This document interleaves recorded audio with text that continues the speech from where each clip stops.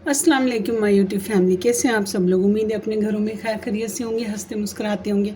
आज हम बनाएंगे ये जो हम करेले छीलते हैं, मतलब हमारे यहाँ बचपन में तो ये कहा जाता था कि करेले झरड़ने हैं। इसकी ये जो झरड़ होती है, इसके साथ हम अचार बनाएंगे। करेले को हमने अच्छी तरह से धो लिया था, धो के फिर उसके बाद करेले को छीला है।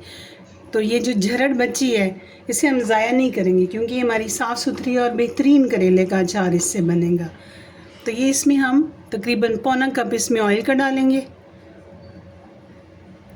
बिस्मिल्लाहिर्रहमानिर्रहीम। अब हम इसके नीचे चूल्हा जलाएंगे। अब हम पैन के नीचे चूल्हा जला लेंगे। बिस्मिल्लाहिर्रहमानिर्रहीम। और इसे गर्म होने का इंतज़ार करेंगे।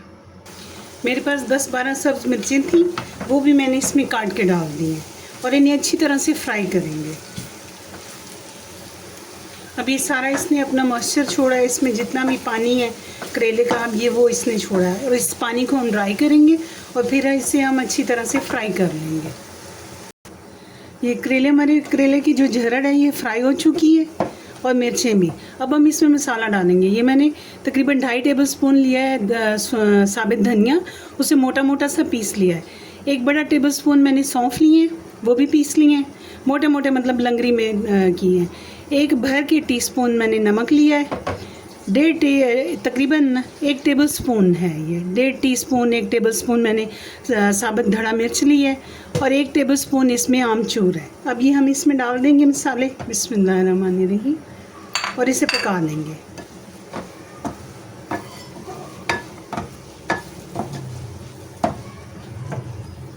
जी, ये हमारा अचार अब बनकर तैयार हो चुका है। इसे हम डिश में निकालेंगे।